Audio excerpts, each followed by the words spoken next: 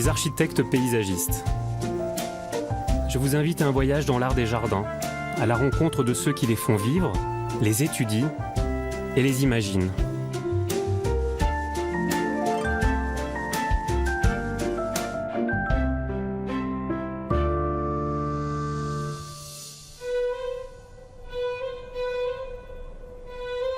La vallée aux Loups est un vallon étendu sur plus de 60 hectares, boisé et isolé, à seulement quelques kilomètres au sud de Paris. Il attire au XIXe siècle des pépiniéristes prestigieux et de nombreux artistes qui viennent s'y installer comme François-René de Chateaubriand.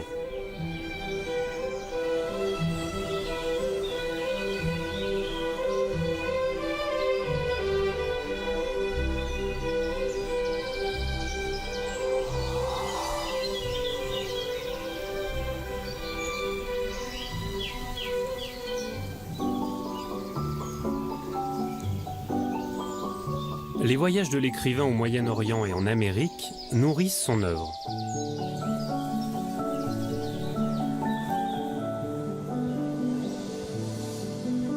Son désir d'exotisme se réalise avec la plantation d'arbres rares, devenus de véritables monuments avec le temps.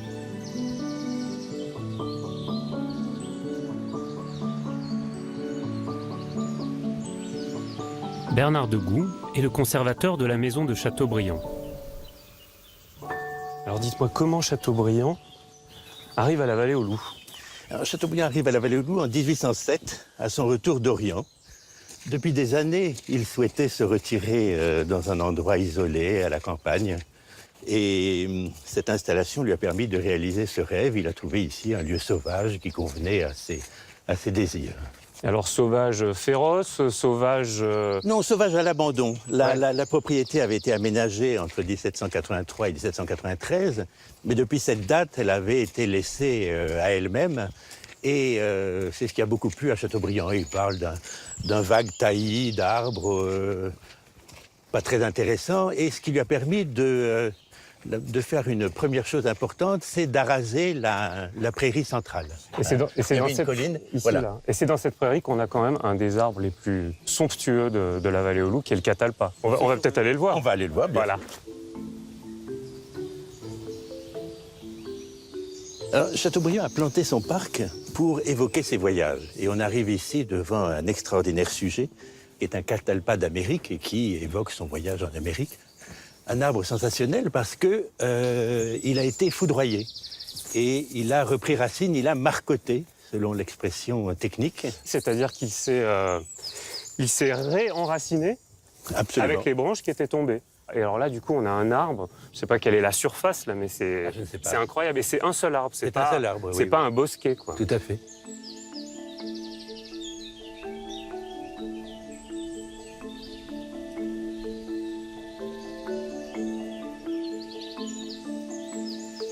C'est un parc planté par un écrivain, et un écrivain voyageur, qui a évoqué tous les voyages, tous les pays qu'il a parcourus. Le On a vu cèdre, le catalpa. le cèdre du Liban pour Voilà. son voyage en Orient. Mais plus profondément, c'est aussi un parc d'écrivains au sens où Chateaubriand a porté à ces arbres un attachement tout particulier. Ce qui fait que ces arbres, c'est un peu comme... C'est à la fois lui, quelque chose de très profond en lui, des arbres plantés dans ses souvenirs, dans sa mémoire, dans ses illusions, comme il le dit. Et c'est en même temps autre que lui. Et je pense que c'est cela qui l'a conduit à considérer que ces arbres, c'était sa famille, comme des enfants.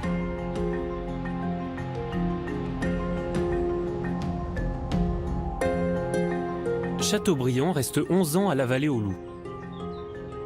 Il va insuffler un esprit romantique au domaine, et rapidement, le vallon devient un lieu de résidence séduisant les artistes.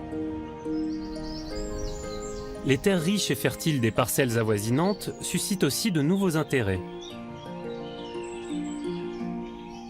En 1856, des pépiniéristes viennent s'installer dans la vallée aux Loups pour implanter une des plus prestigieuses pépinières de France.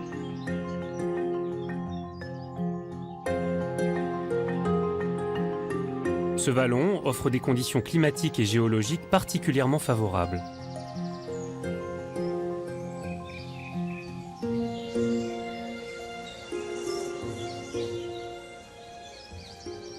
Il y a un célèbre paysagiste qui s'appelle Édouard André qui disait que c'était une terre promise ici. C'est ça, c'est vraiment une terre promise pour l'horticulture. Alors on a de l'eau en abondance ici dans les fonds de vallée dont le sol est marneux, donc constitue une grande part d'argile. Alors quand un sol est marneux, c'est Oui. qu'il retient l'eau, C'est ça. contrairement à Au lieu un de sol qui s'infiltrer, est l'eau composé de reste. sable. Ouais. L'eau reste et du coup si l'eau reste, eh ben, les plantes elles poussent. Quoi. Il y a de quoi arroser effectivement abondamment. Et les horticulteurs, ils étaient heureux d'être ici, Et oui. évidemment. Nécessité en plus d'avoir un sol riche. Ouais. Et là, avec les sols sableux au-dessus, là, sur les versants, le sable dégringole avec l'érosion, avec l'argile aussi qui vient de la surface des plateaux. Et donc, on se retrouve en fond de vallée avec une accumulation de sols profonds, argilo-sableux, donc vraiment des conditions excellentes pour la culture des végétaux.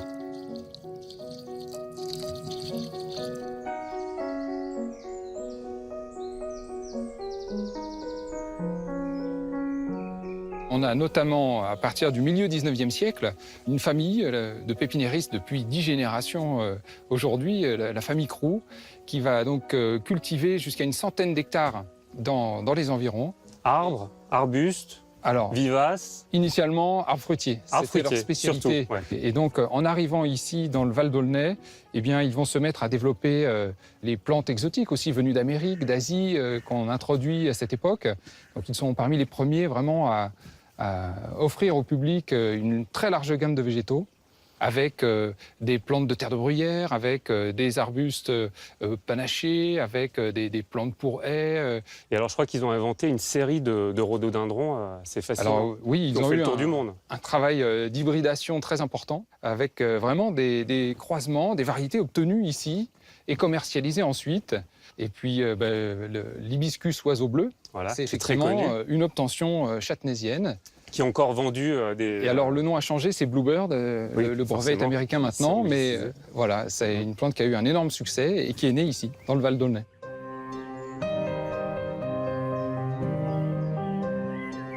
En 1986, la famille des pépiniéristes Crou vend ses terrains au département.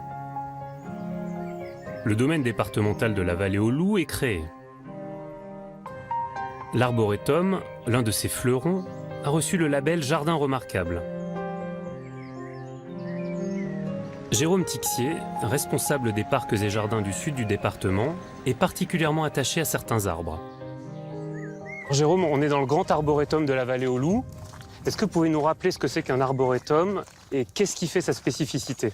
Alors, un arboretum, c'est un espace planté d'arbres où on étudie le développement et la croissance des arbres et à des fins scientifiques. Alors qu'ici, nous sommes dans un arboretum paysager et c'est les propriétaires, la famille Crou, qui a voulu planter ces arbres remarquables pour exposer leur production et la faire voir aux personnes venant acheter les végétaux. Donc plutôt que de poser les arbres les uns à côté des autres, on les met en scène dans un grand jardin. Alors bien sûr, on les met en scène au niveau paysager. On met en valeur la forme, la silhouette, les contrastes de couleurs, les floraisons, les feuillaisons, et on crée de véritables scènes paysagères.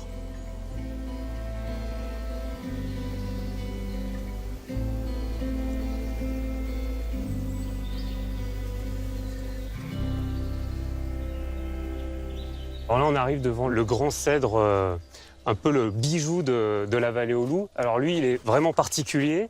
Est-ce qu'on peut juste le regarder d'un peu plus près? Parce qu'en fait, ce qui distingue le cèdre de ses congénères, les résineux, c'est cette petite rosette qu'on voit ici. Mais là, cet arbre-là, il est un peu particulier quand même. Ah ben là, tout à fait. Donc on a bien la rosette. Alors bon, elle est bleutée, puisque Ouais. c'est le cèdre bleu pleureur de l'Atlas, qui est le premier cèdre pleureur du monde.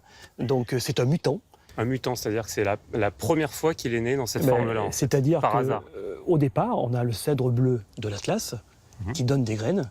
Et parmi ces graines, il y a une graine qui a donné cette forme-là. Le pépiniériste l'a sélectionné, a regardé un petit peu qu'est-ce que ça donnait, et ensuite l'a commercialisé, quoi. C'est-à-dire que chaque fois qu'on voit d'autres arbres comme celui-ci ailleurs, y compris à l'étranger, le père de tous, C'est le pied mère. c'est celui-là. Tout vient d'ici, quoi. Mhm. Voilà. Et alors ce qui est fou surtout, c'est sa surface. C'est ça qui en fait un arbre exceptionnel Alors, aujourd'hui. Alors il a une surface de plus de 700 mètres carrés. 700 mètres carrés, c'est gigantesque. 700 Ah, c'est- mètres carrés, c'est presque 7 maisons individuelles C'est tout à fait. à coller. C'est immense.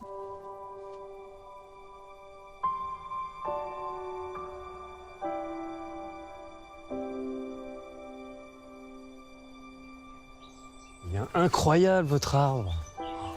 Donc là, on arrive sous la cathédrale, on va dire. Ah ouais, c'est donc, vraiment une cathédrale, vous avez raison. Hein. Donc voilà, on arrive donc sous l'arbre. Ah oui, racontez-nous un peu cet arbre-là quand même. Donc on a une vision complètement différente par rapport à ce qu'on vient de voir. Donc on a les charpentières. Les charpentières, c'est bien les branches principales. C'est les de branches l'arbre. principales de l'arbre. On en a une ici, une là, Là. les autres sont derrière. Derrière, une au-dessus de la pièce d'eau. On dirait presque une œuvre d'art, mais c'est une œuvre d'art, mais vivante, quoi. Comment vous entretenez un trésor pareil? Parce que j'imagine que vous êtes obligé de le bichonner. C'est votre...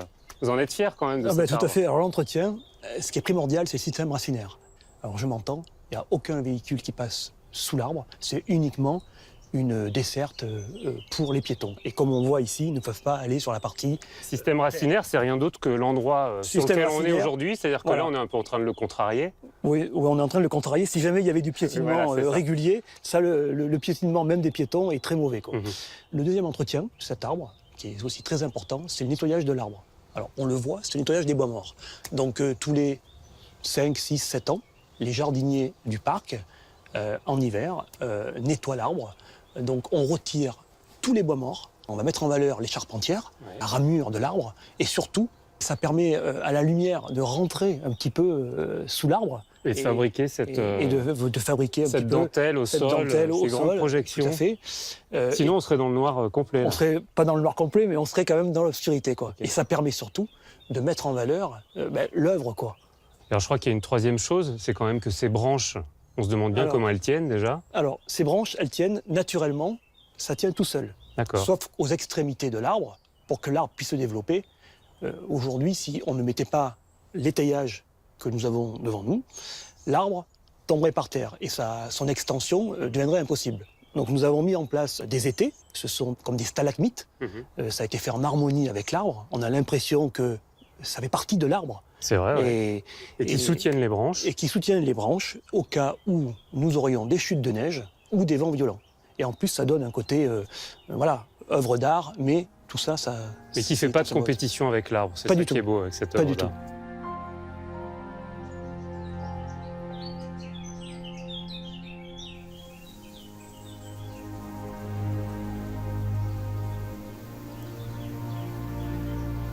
Alors nous voilà devant un des cyprès chauves de la vallée au Loup.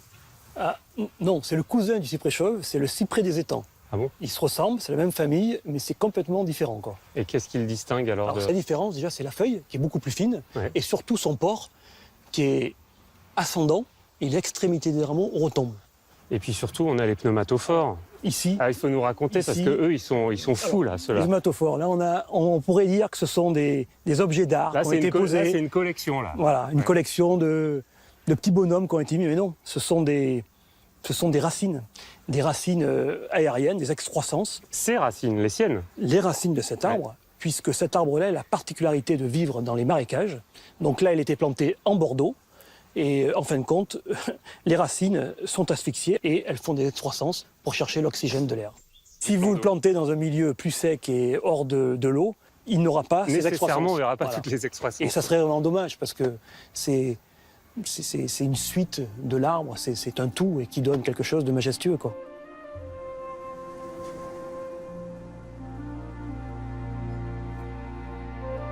Alors là, on est sous un pterocaria et je crois que c'est vous qui l'avez planté. Alors, mais tout à fait. Voilà, quand j'ai commencé ma carrière dans cet arboretum, il y a 25 ans. 25 ans. Il y a 25 Donc il a ans. 25 ans. Ouais. Il a 25 ans, donc quand j'étais jardinier, j'ai participé à la plantation de cet arbre.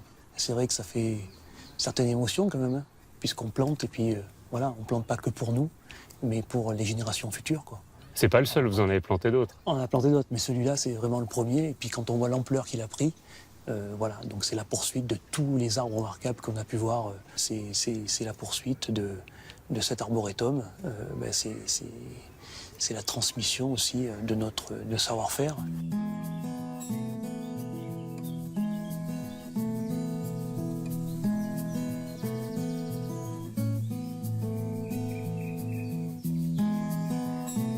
Le département réunit peu à peu les parcelles acquises en un grand parc ouvert au public, en intégrant l'île verte et quelques bois qui ceinturent le site. il entretient désormais l'ensemble du domaine. Les responsables actuels du parc et les jardiniers perpétuent l'idée de préserver de nombreuses collections végétales.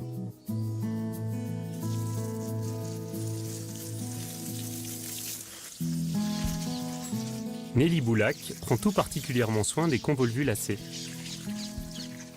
Voilà, donc ici vous êtes au paradis des convolvulacées. Donc convolvulacées qui regroupent le liseron, le volubilis. Donc ici on a des formes assez différentes. Tout ce qu'on a ici, c'est des convolvulacées. Ce sont des convolvulacées. Alors par contre, vous voyez bien qu'il y a des formes différentes. Il y a forcément un point commun, étant donné qu'elles font partie de la même famille. Donc le point commun, c'est toujours une fleur en forme d'entonnoir, 5 pétales soudés et des floraisons plutôt le matin. Une fleur dure une journée, voire une matinée, une après-midi ou une soirée. Mais dans la journée, elle va changer de couleur. Et là, on peut voir quand même les fleurs fanées. Ça, c'est la fleur de ce matin. C'est la fleur du jour, et à côté, c'est la fleur d'hier. Voilà. Donc là, elle se referme vers l'intérieur, ce qui signifie pour l'insecte pollinisateur, c'est pas la peine de rentrer, c'est fermé. Ce qui est important quand on parle de collection, c'est qu'on n'a pas que des jolies fleurs très esthétiques, on a aussi des fleurs un petit peu plus discrètes. D'un autre côté, il ne faut pas perdre à l'esprit aussi que les convolvulacées, partout où elles poussent, elles sont considérées comme une mauvaise herbe. Donc il y a déjà des convolvulacées en voie de disparition. Donc ici, on a un rôle de conservatoire. C'est à l'état naturel qu'elles sont considérées comme des mauvaises herbes. Et nous, on en fait une plante ornementale. Et c'est vrai que c'est une idée complètement originale et je pense utile aussi pour la conservation de la famille. Nelly a déjà réuni 400 espèces de convolvulacées. Elle les entretient pour les recherches des étudiants en botanique et pour les scientifiques. Alors là, c'est incroyable parce qu'on les reconnaît plus du tout là. Moi, je reconnais pas mes hippomées et mon liseron là. C'est typique de la collection. Ce sont ce qu'on appelle les moutons à 5 pattes. Donc voilà, c'est des petites choses complètement différentes de ce qu'on a l'habitude de voir. Donc pour les amateurs de codex, on a l'hippomée bolusiana. Alors le codex, on précise peut-être ce que c'est. Alors le codex, c'est cette grosse réserve de nourriture. Donc la plante n'a quasiment pas de racines. Tout se passe au niveau. Alors c'est pas un tubercule. Ce serait un tubercule, ce serait dans la terre. Du fait qu'elle soit au-dessus de la terre, c'est un codex. Donc en hiver, les parties aériennes disparaissent pour ressortir au printemps suivant. Donc c'est ce qu'on voit ici, ce qu'on voit là, ce qu'on voit un peu alors ici aussi, non ? Là, on va appeler ça plutôt une tige codéiforme. C'est-à-dire qu'elle a quand même des racines dans le pot, alors que le codex n'a pratiquement pas de racines. Et alors ça, c'est une convolvulacée qu'on connaît parce qu'on la voit, on la voit dans souvent les dans les villes. Exactement. Ouais. Donc elle a la particularité, c'est que je crois c'est l'une des plus petites fleurs de convolvulacée qu'on puisse autant dire qu'on ne va pas la voir. Elle doit faire 2 mm à peu près, voilà. Donc elle, effectivement, elle est plutôt cultivée pour son feuillage et son pouvoir de recouvrement. Et puis son côté un petit peu dégoulinant qu'on a tendance à voir. Soit on s'en sert en couvre-sol, soit on s'en sert en suspension. Elle est quand même assez sympa. On a celle-ci qui est un peu particulière, regardez le feuillage.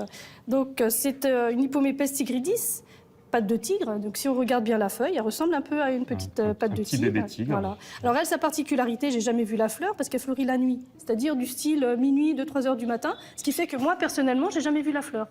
Ah ouais, vous faites pas des heures sup Non, je les adore. Alors on m'a dit aussi de mettre une caméra et tout, mais non, je l'ai pas fait. Pour la voir quand même, non Non, j'en mange, des convolvulacées, j'arrive à en manger. Ah oui, parce que paraît-il qu'il y en a certaines qui ont des propriétés particulières. Là, vous avez la patate douce, l'Hippomée batatas.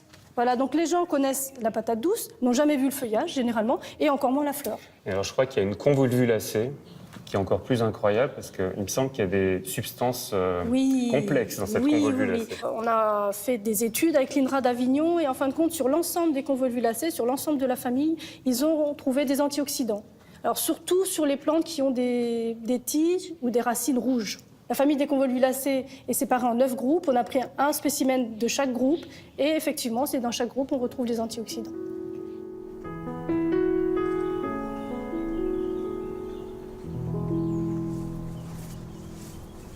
Donc là, je vais vous en faire voir une complètement particulière par sa floraison. Voilà, donc vous voyez. Donc là, c'est l'Hippomée purpurea. Ah ouais, c'est un bijou, ça. Ça, c'est un tableau, quoi. Elle est extraordinaire. Voilà. Elles sont toutes différentes. Ah, toutes différentes. Vous voyez, celle-ci, c'est le blanc qui domine, mais il y a quand même les petites touches de... Et c'est la même... le même genre, la même espèce. Donc c'est un semis qui a été fait à la mi-mars. Et là, nous sommes fin juin, et vous voyez déjà, le mur est recouvert. Donc elle fait presque 2 mètres en 3 mois. Ouais. Celle-ci est vraiment très volubile, bien recouvrante. S'il y a un arbre au-dessus, elles vont prendre l'arbre. Et toujours plus haut, tout le temps. C'est ce qui nous agace avec le liseron. Ah oui. On le voit sans berlificoter autour des plantes. Et voilà, et après, c'est difficile de l'enlever. Voilà. Par contre, il faut bien comprendre que ce n'est pas lui qui va faire crever le rosier. Il va simplement priver le rosier de lumière. Donc ça va l'affaiblir. Donc il suffit de couper le liseron Et voilà, le rosier retrouve sa lumière et tout va bien. Mais en aucun cas, le liseron va étrangler Voilà. ou pomper la sève du rosier. C'est juste une compétition. C'est une compétition avec la lumière. Voilà.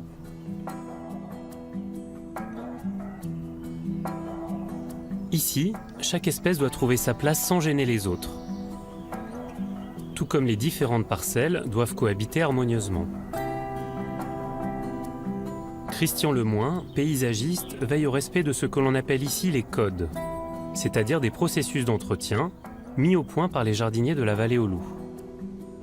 Nous avons des documents qu'on appelle plans de gestion qui permettent surtout aux jardiniers, aux responsables des sites, d'avoir un vrai canevas de leurs actions sur le terrain. Cette action, elle peut être transmissible après aux futurs jardiniers qui viennent et responsables. Et c'est vraiment un document qui, pour nous, a une vraie valeur symbolique, un petit peu de la mémoire du lieu. Alors, je crois que vous avez 4 modes d'entretien bien particuliers qui sont les mêmes sur tout le site. Exactement, oui. Nous avons un code horticole, un code jardinier, un code rustique et naturel. Donc, horticole, Alors, horticole, c'est ce qu'on a derrière nous. c'est ce qu'on a ici derrière nous, donc quelque chose qui va être très léché. Les hydrangeas, les fougères. hortensias, donc les tailles régulières, les arrosages, le binage, les passages de tondeuse pour les chemins. La présence des jardiniers au quotidien. Voilà. Exactement. Et de l'autre côté, nous sommes plus dans un code naturel qui va favoriser plutôt l'aspect bucolique du lieu, l'aspect naturel qui va donc n'être que d'une tonte par saison. Et alors, ce qu'on voit, c'est que les deux cohabitent à merveille. C'est ce qui fait l'esthétisme d'un jardin, c'est cette diversité qui forme un tout. Ces grands contrastes. C'est le grand contraste et c'est ce qui permet d'avoir des émotions et des sensations. À la volonté esthétique s'ajoute celle de préserver l'écosystème.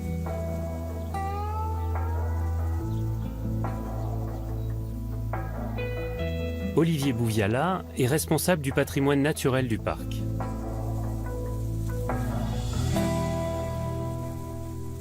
Alors là, on arrive dans une prairie qui est absolument pas fauchée. Pourquoi vous avez choisi cet endroit-là particulièrement pour pas faucher la prairie ? Alors je vous l'accorde, c'est étonnant, puisqu'on a ici une belle prairie, et puis ici toute une zone plus classique, jardinée, tondue. C'est ce qu'on appelle la gestion différenciée, qui s'explique simplement avec une gestion des différents espaces. On a une vocation de promenade pour les personnes qui viennent à l'arboretum. Tous les massifs qui sont derrière nous ont été travaillés par des paysagistes, ils ont été plantés avec des espèces ornementales, horticoles, alors qu'ici, la volonté a été plutôt de travailler sur une ambiance rustique, champêtre. Alors, on a une belle prairie, de graminées en l'occurrence, ce qui fait qu'on a des zones comme ça plus naturelles qui hébergent plein d'insectes, des auxiliaires, des prédateurs naturels de nos ravageurs, des zones plus jardinées, et tout ça s'équilibre. Et du coup, on se passe complètement de produits phytosanitaires. Et depuis 2007, on n'en utilise aucun.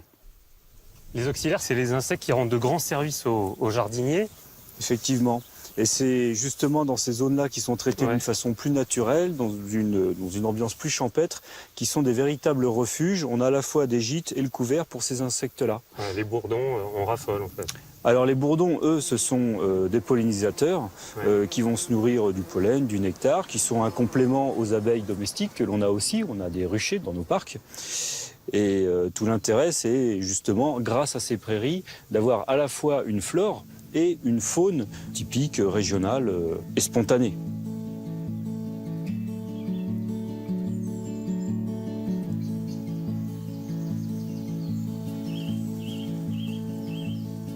Il y a quelque chose que je trouve vraiment génial dans l'arboretum.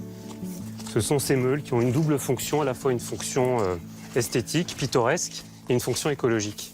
Oui, eh bien c'est vrai. En fait, lorsqu'on a commencé à prendre sérieusement la part écologique des parcs, la faune, la flore et leur gestion, on s'est rendu compte que prendre en compte l'écologie sur les parcs, c'est aussi, dans la gestion des différents milieux, permettre de respecter le caractère des lieux. Et c'est un atout, finalement, d'avoir une diversité des ambiances paysagères, notamment ici avec une prairie qui vient d'être fauchée. Et là, typiquement, on renforce le caractère du lieu avec ce caractère de petite campagne. On entend les oiseaux, on a des meules, on est dans une prairie. C'est tout l'intérêt du lieu. On est à plus de 300 000 visiteurs par an. Voilà. Je pense qu'on a à la fois allié le côté écologique et le côté esthétique. Les gens viennent pour ça et se rendent compte, puisqu'on a des visites de groupe, on a des jeunes qui viennent, des enfants, et qui découvrent que l'écologie contribue aussi à la qualité paysagère du lieu dans son ensemble et de notre environnement. C'est un plus, c'est une valeur ajoutée finalement à la gestion de nos parcs.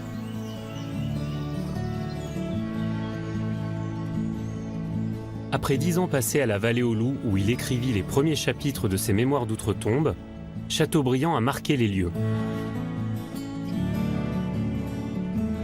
Il doit vendre sa propriété en 1818. Plus tard, le moraliste écrira « La Vallée aux Loups, de toutes les choses qui me sont échappées, est la seule que je regrette ».